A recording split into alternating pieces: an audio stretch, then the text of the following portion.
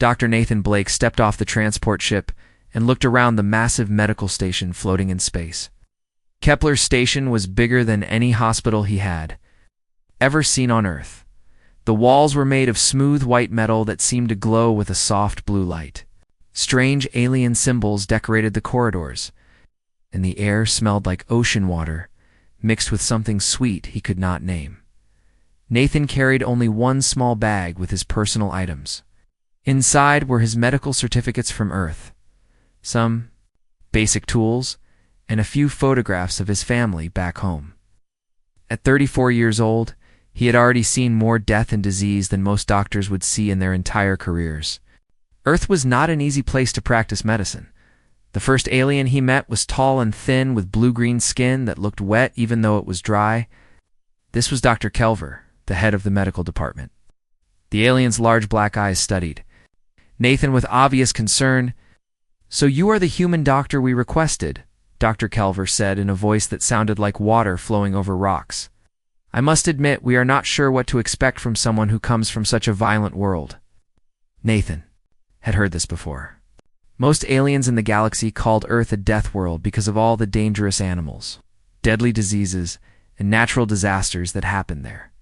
To them, Earth seemed like a nightmare planet where nothing should be able to survive. "I am here to help patients," Nathan said simply. "That is what matters to me."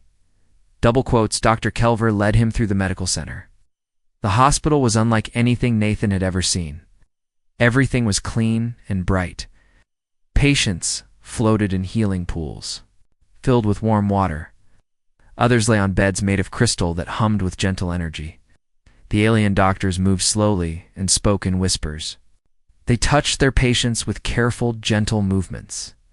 "Our healing methods have worked for thousands of years," Dr. Kelver explained as they walked. "We believe in harmony between the healer and the patient.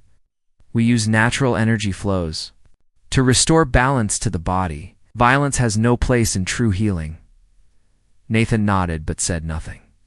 He had learned it was better to listen first before speaking.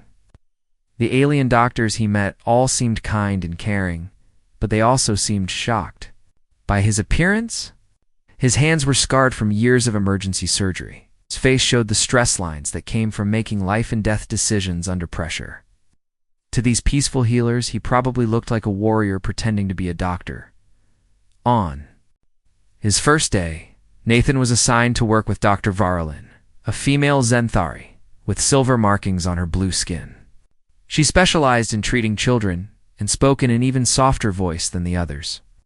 "We have a young patient today," she told Nathan, "a Voss child with a minor energy imbalance. It's a very simple case. We will place him in the crystal healing chamber and sing the traditional healing songs.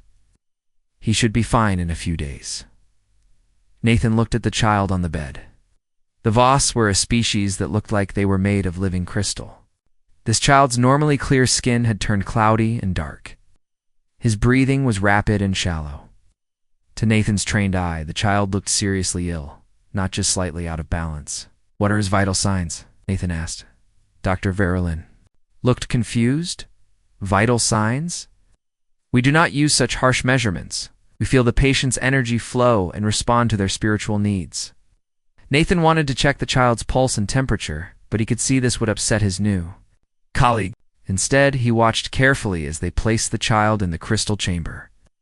Soft music played, and gentle lights pulsed around the young patient. It was beautiful, but Nathan could see the child was getting worse, not better. The emergency alarm sounded just as Nathan was finishing his first week at the station. Red lights flashed in the corridors, and alien voices spoke rapidly in their own languages. Dr. Kelver's voice came over the communication system. "All medical staff report to Emergency Base 7 immediately. We have incoming casualties from the mining operation in the Outer Rim." Nathan ran toward the emergency bay along with dozens of other medical staff. And when he arrived, he saw something that made his blood run cold. 6 Voss miners lay on transport beds, their crystal bodies turning black and cracking like broken glass. They were unconscious and barely breathing. "What happened to them?" Dr. Kelver asked the transport captain. "Unknown disease, sir. Started 3 days ago. First they got fever, then their crystal structure began to break down. We lost 2 more on the way here. Nathan stepped closer to examine the patients. He had seen something like this before during his residency on Earth. The symptoms reminded him of a viral hemorrhagic fever outbreak he had helped treat in Africa. The way the disease attacked the body's structure was similar. Even though these were crystal beings instead of humans, the alien doctors stood around the patients looking helpless. They whispered to each other in their own languages, clearly. Frightened by what they were seeing, you must consult the ancient healing texts, Dr. Kelver said. Perhaps there is a traditional treatment we have forgotten. We should try the harmony crystals, suggested Dr. Verlin. And maybe the deep meditation healing. Nathan watched as the patients got worse. Their breathing became more difficult, and the black spreading through their crystal bodies moved faster. He knew that whatever was killing them would not wait. For ancient texts or meditation sessions, we need to isolate them, Nathan said loudly. The alien doctors turned to stare at him. Dr. Kelver's large eyes showed surprise and displeasure. Isolate them. But they need comfort and connection during their healing time. Isolation would be cruel. This looks like a contagious disease, Nathan explained. If we do not separate them from other patients, this infection could spread through the entire station. Impossible, Dr. Kelver said. Disease does not spread through the air. That is just a primitive fear from your violent world. But Nathan was already moving. He had treated enough infectious diseases to know the signs. He began pushing the patients' beds toward an empty section of the medical bay, ignoring the shocked protests of the other doctors. I need clean water, sterile equipment, and something to replace their lost fluids, he called out as he worked. What are you doing? Dr. Verlin asked, her voice filled with horror. You cannot just move patients without proper consultation and meditation. They are dying, Nathan said simply. I am trying to save them. Working quickly, Nathan set up a makeshift isolation area using plastic sheeting from the supply room. He put on gloves and a mask, then began examining each patient carefully. His hands moved with practiced efficiency as he checked their pulse, temperature, and breathing. The other doctors watched from a distance, clearly disturbed by his direct approach. To them, healing was a gentle art that required patience and spiritual connection. Nathan's urgent, hands-on methods seemed almost violent in comparison. Nathan started intravenous fluid replacement for each patient, pushing sterile liquids directly into their crystal bodies to replace what they were losing. He administered medications to slow the disease's progress and support their failing systems. These were aggressive treatments that no doctor on the station had ever seen before. You are hurting them, Dr. Verlin whispered, tears in her large eyes. I am fighting for their lives, Nathan replied, not looking up from his work. Hours passed. Nathan did not stop to rest or eat. He monitored each patient constantly, adjusting their treatments as their condition changed. The alien doctors gradually moved closer, watching his every move with fascination and fear. Slowly, almost impossibly, the patients began to improve. The black spreading through their crystal bodies stopped advancing. Their breathing became easier. Their vital signs stabilized. By the next morning, all 6 miners were conscious and talking. The disease that had been killing them was gone. Medical staff of Kepler Station stood in silent amazement, staring at the human doctor who had accomplished what their most ancient healing arts could not. Word spread quickly through the station. The human doctor from the Deathworld had saved lives that everyone else had given up for lost. Nathan Blake had just changed everything. 3 weeks after Nathan saved the Voss miners, new ship arrived at Kepler Station. Dr. Alina Rodriguez stepped off the transport with a serious expression on her face. She was a xenobiologist from the Galactic Health Council, sent to investigate the strange human medical methods that had saved 6 lives when traditional healing had failed. Alina was not human. She belonged to a species called the Altarians, who looked similar to humans but had pale golden skin and eyes that changed color, based on their emotions. Right now, her eyes were dark blue, which meant she was curious, but also worried. Dr. Blake, she said, when she found Nathan in the medical bay.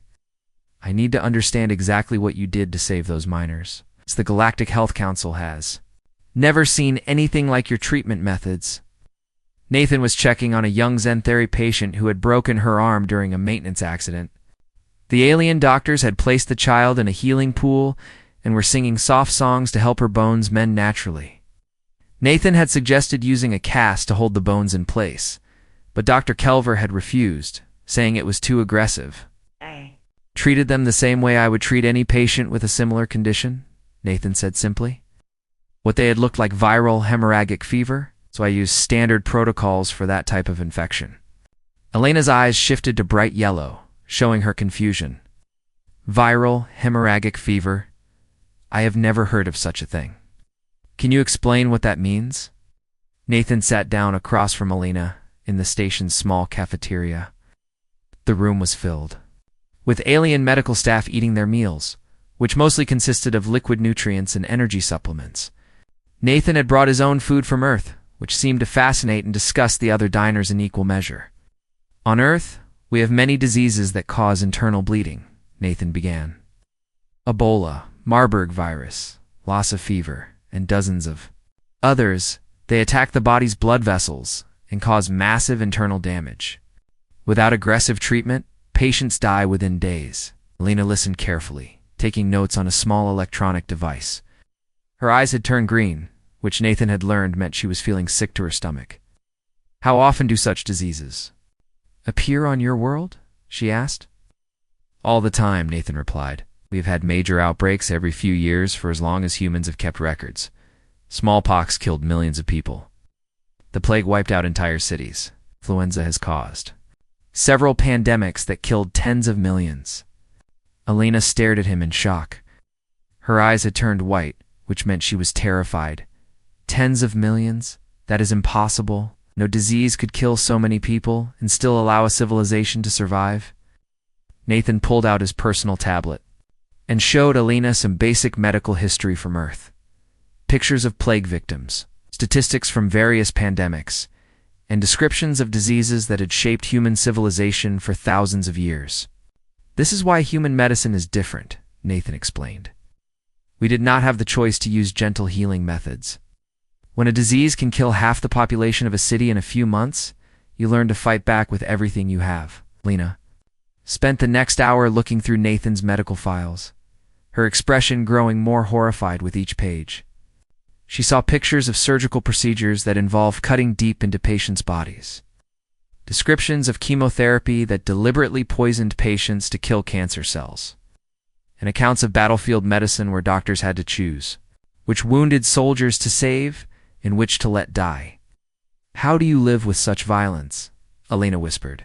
"How can you call this healing when it involves so much harm?" "'Cause it works," Nathan said quietly. "A patient who survives surgery is alive. A patient who dies from a disease because we were too gentle to treat it aggressively is dead. Sometimes causing small harm prevents much greater harm." The conversation was interrupted when another ship arrived at the station. Commander Jake Murphy of the Terran Medical Corps came aboard with 3 other human doctors in several cases of medical supplies from Earth. Jake was a big man with gray hair and scars on his hands from years of emergency surgery. He had served as a combat medic during Earth's last major war before joining the medical corps that worked with alien species. Jake said with a grin, "I heard you caused quite a stir here. The Council wants to know more about human medical techniques." The new arrivals included Dr. Vera Shaw, specialist in infectious diseases, who had spent years fighting outbreaks in Earth's most dangerous regions. Dr. Ryan Collins was an expert in emergency medicine who had worked in disaster zones. Dr. Amy Foster studied genetic diseases and had developed treatments that seemed impossible to alien. Medical Science. Elena interviewed each of the human doctors, and with every conversation, her understanding of Earth's medical reality grew more complete. She learned about antibiotics that killed helpful bacteria, along with harmful ones. She heard about radiation therapy that destroyed healthy tissue to reach cancerous tumors. She discovered that human doctors regularly performed procedures that would be considered torture by galactic medical standards. "We had to become aggressive because our world gave us no choice," Dr. Shaw explained. "Earth has viruses that change their structure to avoid treatment, bacteria that become resistant to medicines, parasites that hide inside the body for years before attacking, cancer cells that spread through the blood system. If we had used gentle methods, humans would have gone extinct millions of years ago. Lena's investigation was interrupted by an emergency. A Xanthari child was brought to the medical bay suffering from a rare genetic condition that affected her nervous system. The child, named Solara, was only 5 years old and could no longer walk or speak clearly. Her parents were desperate for help. Dr. Kelver and the other Xanthari healers had tried everything they knew. They had used energy therapy, crystal, healing, meditation, and all their traditional remedies. Nothing worked. The child was getting worse every day. "There is nothing more we can do," Dr. Kelver told the parents sadly. "We must accept that some things cannot be healed. We will make her comfortable and help her pass peacefully into the next existence." Nathan examined the child and recognized the symptoms.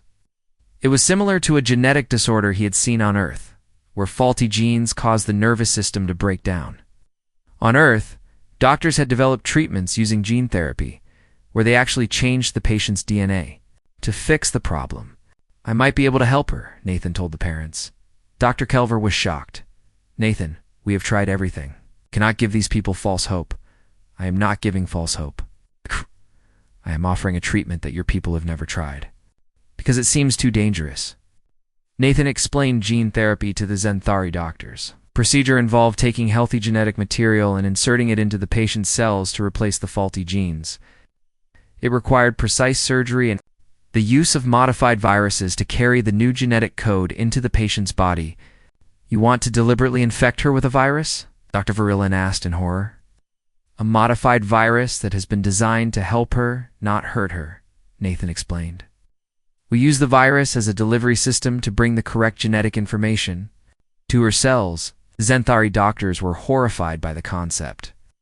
Using a virus as a medical tool seemed like madness to them. They had never heard of deliberately changing a patient's genetic structure. Alina watched as Nathan prepared for the procedure. He explained every step to the other doctors, showing them how human medicine had learned to use dangerous things, like viruses, radiation, and toxic chemicals, as tools for healing. "The virus we use has been completely disabled," Nathan said as he worked. "It cannot reproduce or cause infection, but it can still enter cells and deliver the genetic repair code we need." The surgery took 6 hours. Nathan worked with steady hands, inserting tiny amounts of the modified virus directly into the child's spinal fluid. The other doctors watched in fascination and fear as he used techniques they had never imagined. Dr. Shaw assisted with the procedure, her experience with genetic therapy helping to guide Nathan's work. Dr. Collins monitored the child's vital signs, ready to respond if anything went wrong. When the surgery was finished, they had to wait. Gene therapy did not work immediately. It took time for the new genetic instructions to reach all the affected cells and begin repairing the damage. Alina continued documenting everything she saw. She recorded the surgical procedure, interviewed the human doctors about their methods, and studied the medical equipment they had brought from Earth. 3 days after the surgery, young Solara spoke her first clear words in months. A week later, she was walking again. Within 2 weeks, she was running and playing like any healthy child. The Xanthari medical staff stood in amazed silence as they watched the child who had been dying play with her toys in the hospital bed. Dr. Kelver stared at Nathan with an expression of complete bewilderment. "How is this possible?" he whispered. "We were told she would die. Her genetic structure was fundamentally flawed." "We fixed the flaw," Nathan said simply. "We changed her genes to the correct pattern." Alina finished her report and prepared to return to the Galactic Health Council. Her eyes had turned silver, which meant she was deep in thought about complicated problems. "Dr. Blake," she said before leaving, "I need to ask you something important." "Are there other human doc?" The emergency message arrived at Kepler Station just 3 days after Alina Rodriguez left for the Galactic Health Council. The communication came from the Andromeda sector, and the voice speaking was filled with panic. "This is Commander Thexland. Of the Kalurian Research Fleet, we have a medical emergency that threatens our entire civilization.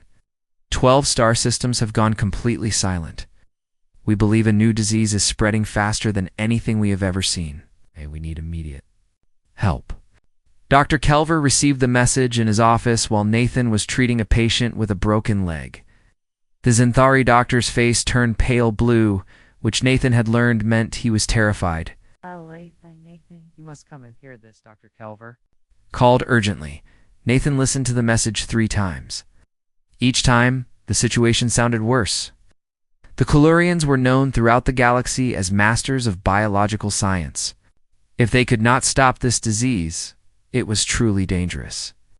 How many people live in those 12 star systems? Nathan asked. Over 8 billion, Dr. Kelver whispered.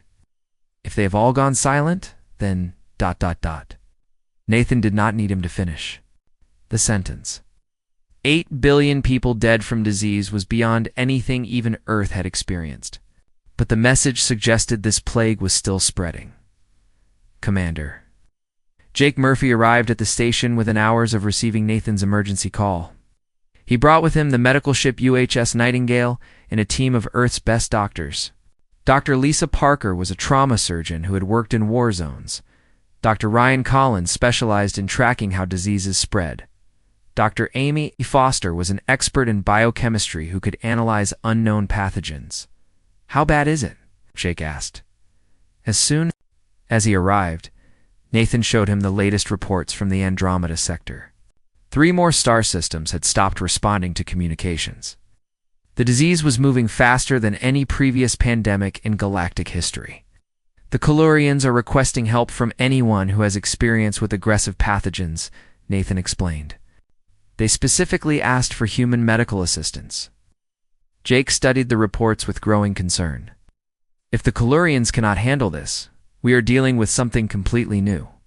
They have biotechnology that is centuries ahead of most galactic civilizations. The team prepared to depart for the Andromeda sector within 6 hours.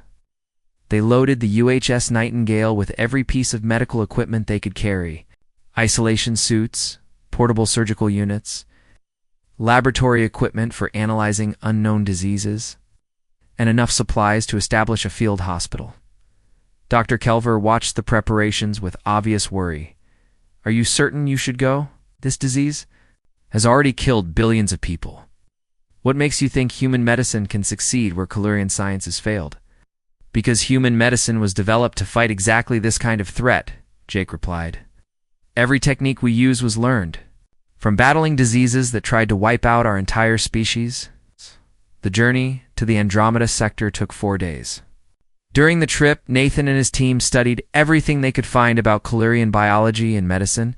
The Colurians were tall, thin beings with gray skin and advanced genetic modification abilities. They had eliminated most diseases from their society centuries ago by engineering stronger immune systems. That might be the problem, Dr. Foster observed as she read through their medical files. If they have not dealt with serious pathogens for centuries, their current medical knowledge might not include techniques for fighting aggressive diseases. When the UHS Nightingale arrived at the Colurian research station Omega-7, they found a scene that horrified even the experienced human doctors. The massive space station was dark and silent.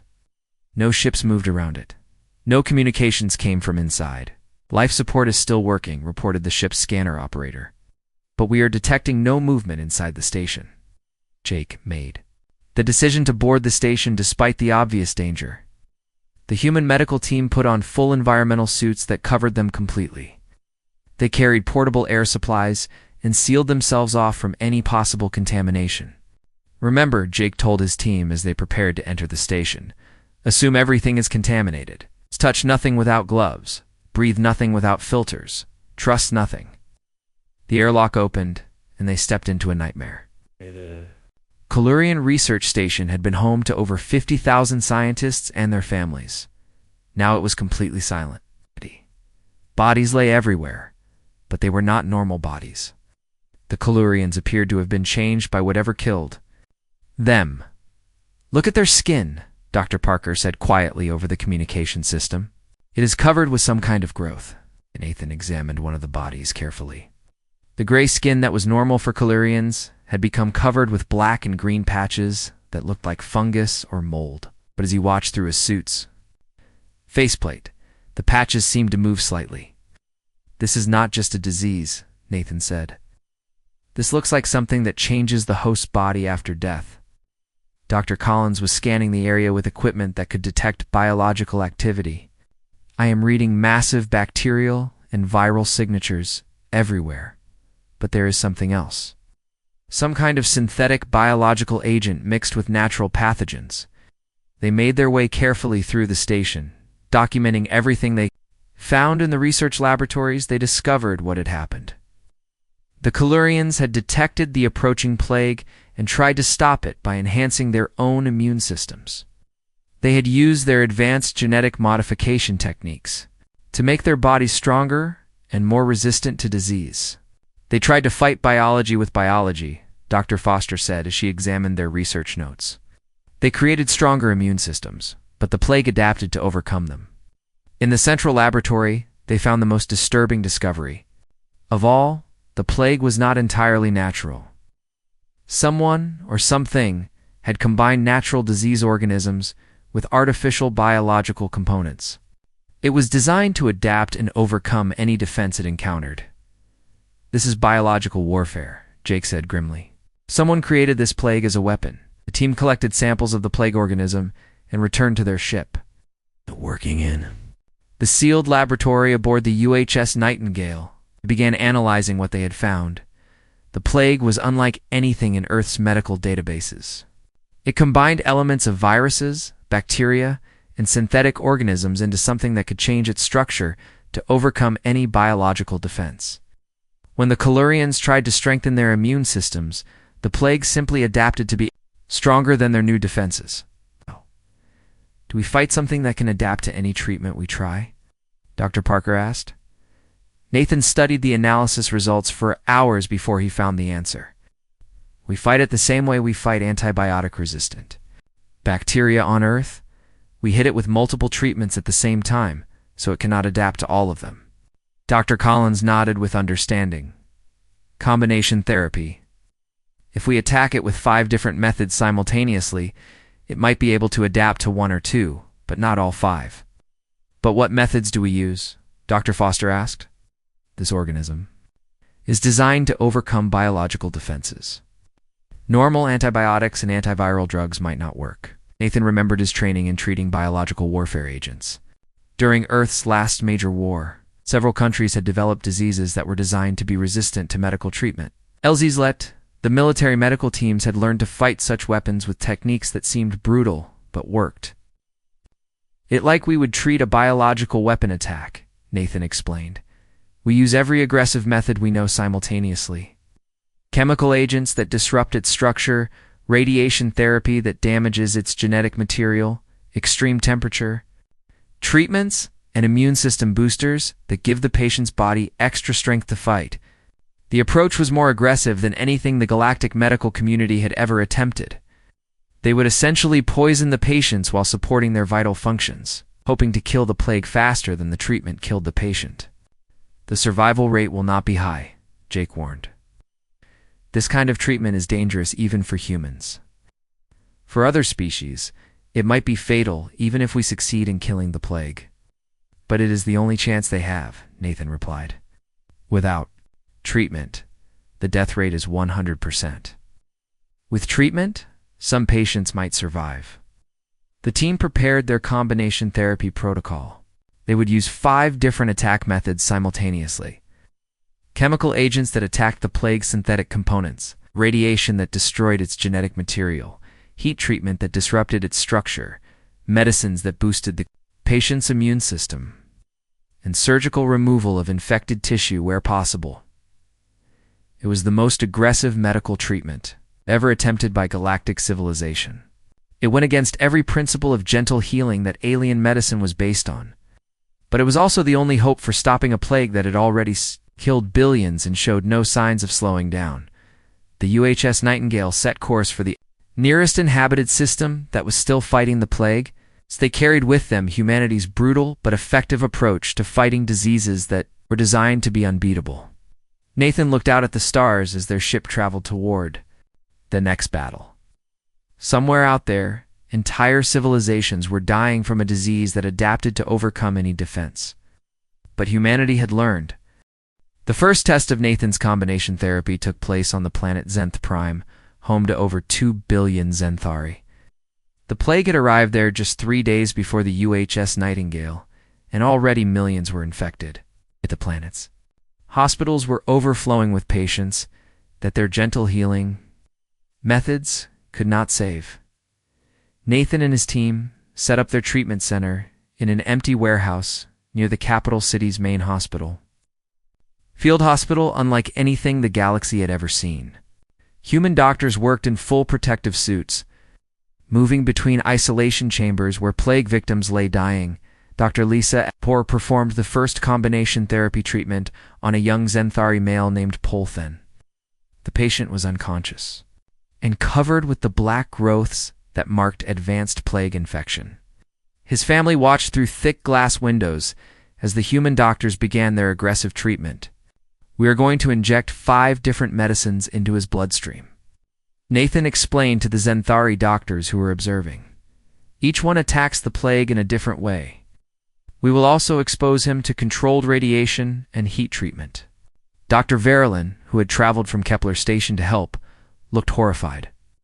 "You are going to poison him and burn him while he is already dying. How can this possibly help? Because the plague cannot adapt to all 5 attacks at the same time." Dr. Ryan Collins answered as he prepared the radiation equipment. "It might survive 1 or 2 of our treatments, but not all of them together." The treatment began. Chemical agents flowed into Polthen's body through tubes inserted into his bloodstream. Controlled radiation targeted the infected areas. Heat lamps raised his body temperature to levels that would kill the plague, but hopefully not the patient. Immune system boosters tried to give his body the strength to fight back. For 6 hours, the human doctors monitored every aspect of Polthen's condition. His heart nearly stopped twice. His breathing became so weak they had to use machines to help him. The Zenthari doctors watching believed they were witnessing torture, not healing. But slowly something remarkable happened. The black growths on Polthen's skin began to shrink. His breathing improved, his vital signs stabilized. After 12 hours of aggressive treatment, he opened his eyes and spoke his first words in days. "The plague signatures are dropping rapidly," Dr. Amy Foster reported as she analyzed blood samples. "The combination therapy is working." Word of the successful treatment spread quickly through the planet's communication networks. Zenthari families brought their infected relatives to the human treatment center. But the therapy was so aggressive that only about half the patients survived. For every life saved, another was lost to the brutal treatment needed to kill the plague. "This is not healing," Dr. Verlin protested after watching several patients die during treatment. "You are killing as many as you save." "No," Nathan replied firmly. "Without treatment, 100% of plague victims die. With our therapy, 50% survive. That means we are saving lives that would otherwise be lost." The mathematics were harsh but undeniable. Even with its dangerous side effects, combination therapy was saving millions of lives across the planet. The Zenthari medical establishment was forced to accept that sometimes aggressive treatment was the only way to fight. Aggressive disease. Dr. Ben Carter arrived from Earth 3 weeks later with additional medical supplies and personnel. He was a senior administrator in the Terran Medical Corps, sent to establish permanent human medical facilities throughout the galaxy. "The Galactic Health Council has formally requested human medical assistance," Ben told Nathan as they surveyed the treatment center that had grown to cover several city blocks. "They want us to establish training centers on every major world." The request represented a complete reversal of galactic medical philosophy. For thousands of years, alien civilizations had practiced gentle, patient healing that took time and emphasized harmony between doctor and patient. Now they were asking to learn human techniques that seemed violent and dangerous, but produced results they could not achieve. The first Terran Medical Academy opened on Kepler Station 6 months after the plague crisis began. Alien medical students arrived from across the galaxy to learn human techniques. The curriculum shocked many of them. Nathan taught a class on emergency surgery to a group of Voss doctors whose crystal bodies made them naturally careful and slow-moving. The lesson involved practicing surgical procedures on artificial patients while under time pressure. "You have 30 seconds to stop the bleeding or the patient dies," Nathan announced as he started a timer. "Move quickly, but accurately." There is no time for meditation or energy balancing. The Voss students struggled with the concept. Their natural healing abilities involve slowly rebuilding damaged crystal structures over days or weeks. The idea of cutting into a patient and making rapid repairs went against everything they had been taught. "But what if we make a mistake?" asked Dr. Cashlin, a senior Voss healer. "What if our quick actions cause more harm than good?" "Then you learn from the mistake and do better next time," Nathan replied. "But if you do nothing while the patient bleeds to death, there will be no next time for that patient."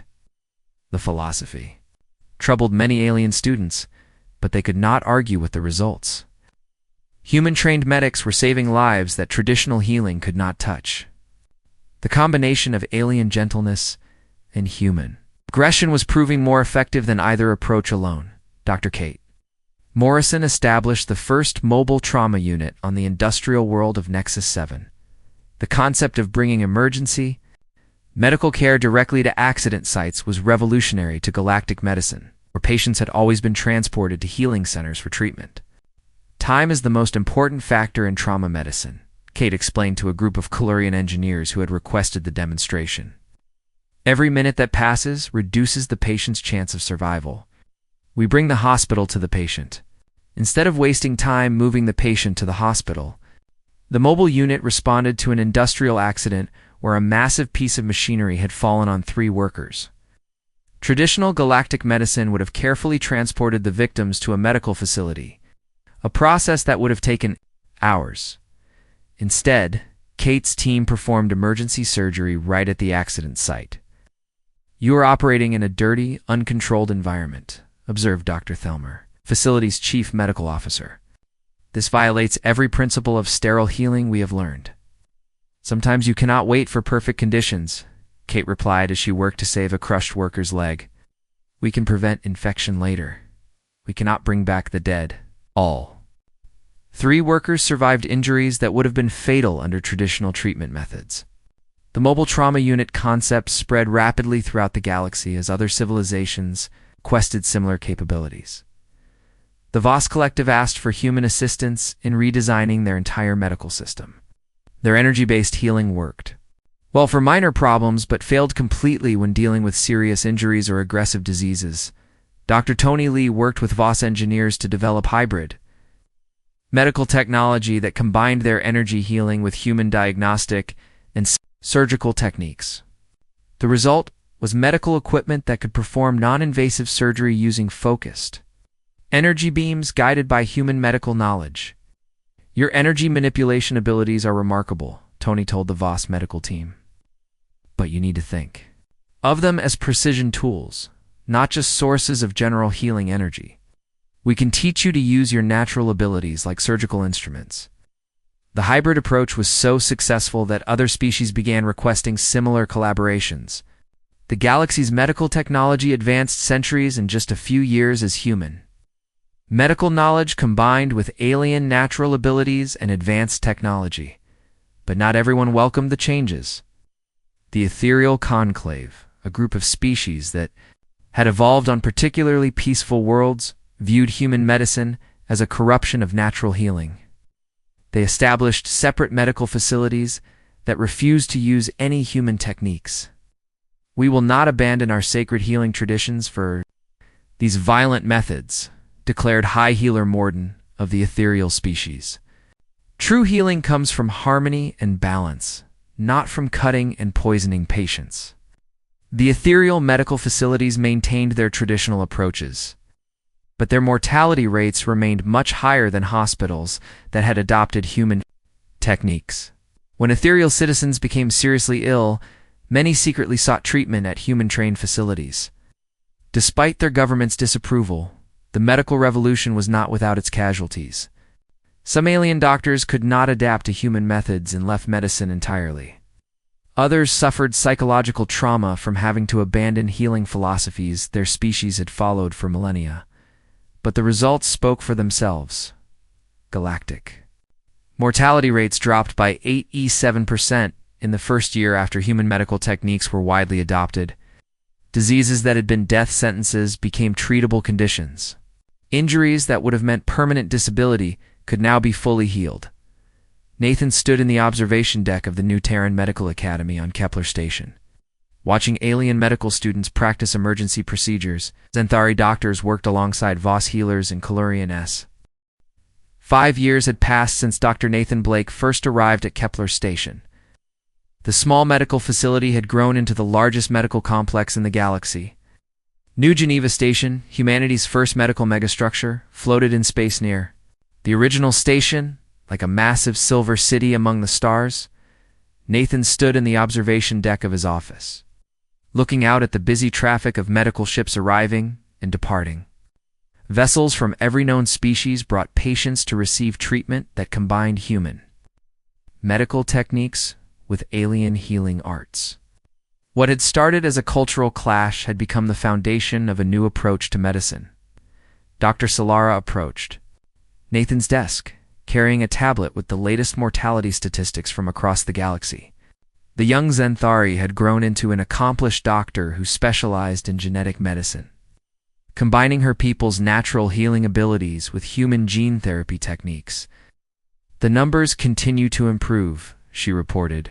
"Galactic mortality rates have dropped by 91% compared to 5 years ago.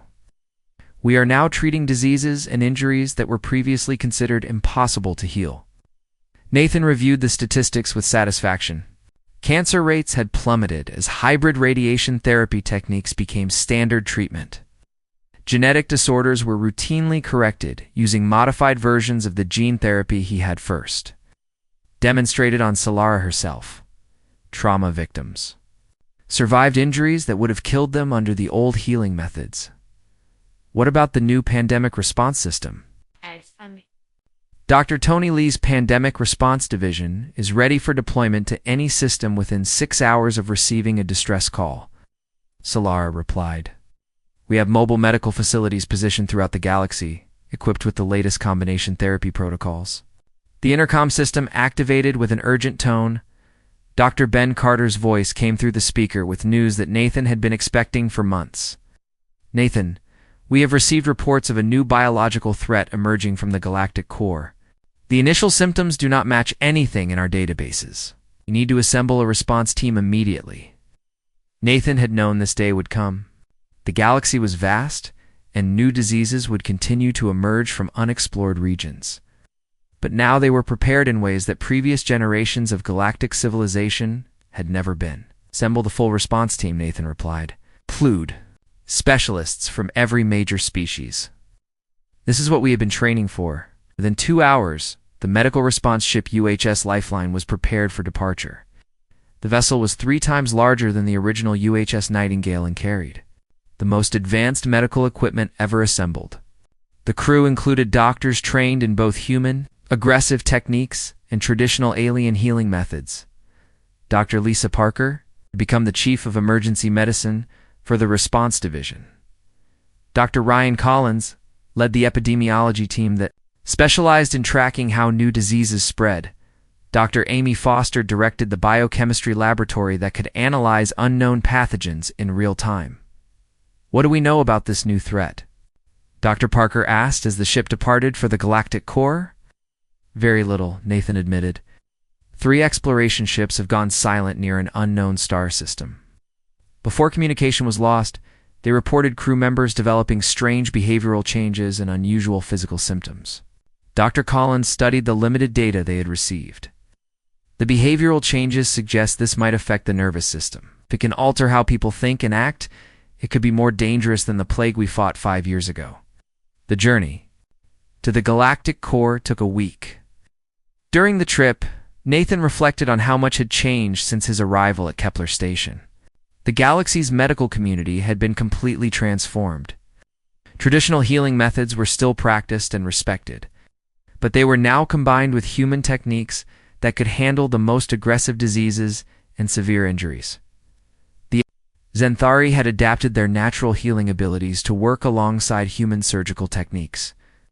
Their gentle energy manipulation could now guide precise medical procedures instead of just providing general comfort. Young Zenthari doctors like Silera were developing new treatments that neither species could have created alone. The Voss had learned to use their crystal-based physiology as a natural laboratory for testing new medicines. Their bodies could analyze chemical compounds and predict how they would affect other species. This ability, combined with human pharmaceutical knowledge, had revolutionized drug development.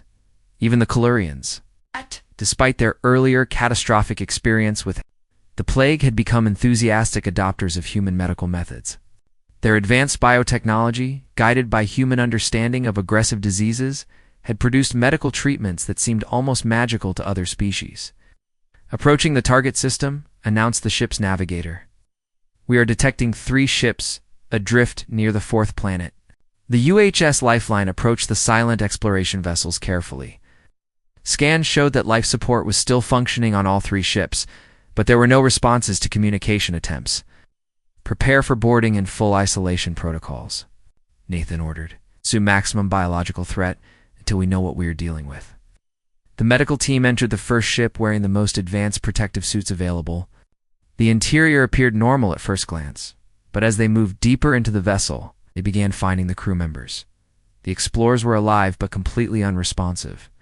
They sat or lay in various positions throughout the ship, there, eyes open but vacant. They breathed normally and their hearts beat steadily, but they showed no reaction to any external stimuli. "It is like they are still alive, but no one is home," Dr. Parker observed as she examined one of the crew members. Dr. Foster took biological samples while Dr. Collins documented the scene.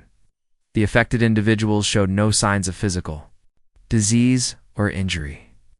Whatever had happened to them was invisible to normal medical examination. "I'm detecting unusual neural activity," reported Dr. Zenakara, a Voss neurologist who had joined the response team. "Their brain patterns are active, but organized in ways I have never seen before." As the team continued their investigation, they discovered something disturbing. Personal logs from the exploration crews showed that the behavioral changes had begun gradually. Crew members had started acting strangely, becoming obsessed with studying unusual energy readings from the planet below. They discovered something on the planet's surface, Nathan realized as he read through the logs, something that affected their minds. The team returned to the UHS Lifeline to analyze their findings. The biological samples showed no traces of any known pathogen. Blood tests, tissue samples, and neural scans all appeared normal except for the strange brain activity patterns. "This is not a disease in any traditional sense," Dr. Foster concluded after hours of analysis. "Whatever affected them does not seem to be biological." Dr. Collins had been studying the exploration logs more carefully. According to their records, they found artificial structures on the planet's surface.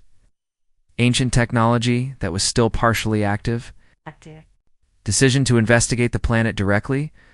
A small team descended to the surface in a heavily shielded shuttle, taking every precaution against unknown threats. The planet was barren and windswept, but the structures they found were clearly artificial. Massive crystalline formations rose from the ground in geometric patterns that hurt to look at directly. Energy readings showed that the structures were still generating some kind of field. "The patterns are designed to affect neural activity," Dr. Zenakara explained as she studied. "The formations with specialized equipment, they create resonance frequencies that can alter brain function in most known species." "A mind control weapon?" Dr. Parker asked. "More like a communication device," Nathan said, beginning to understand. "These structures are trying to communicate with anyone who approaches, but our brains cannot handle the type of communication they use." The team worked for days to understand the alien technology. Eventually, they developed a method to shield brain activity from the structure's influence while still allowing limited communication. What they discovered changed everything they thought they knew about the galaxy. The structures had been built by an ancient civilization that had transcended physical existence millions of years ago. They had left the communication devices to contact any species that developed advanced technology. The beings that had built the structures offered to share medical knowledge that was far beyond anything humans or other galactic species had imagined. techniques for regenerating entire organs, methods for extending life indefinitely, and ways to cure diseases at the molecular level. But the price was high. The knowledge could only be transmitted directly into biological brains, and the process would fundamentally change how the recipients thought and perceived. Reality Nathan faced the most difficult decision of his medical career. The ancient knowledge could save countless lives and eliminate suffering throughout the galaxy. But accepting it would mean changing humanity and other species in ways that might destroy everything that made them who they were. The choices, not just about medicine, Nathan explained to his team as they debated their options. It is about what we want to become as civilizations. After long discussion, Nathan made his Rico.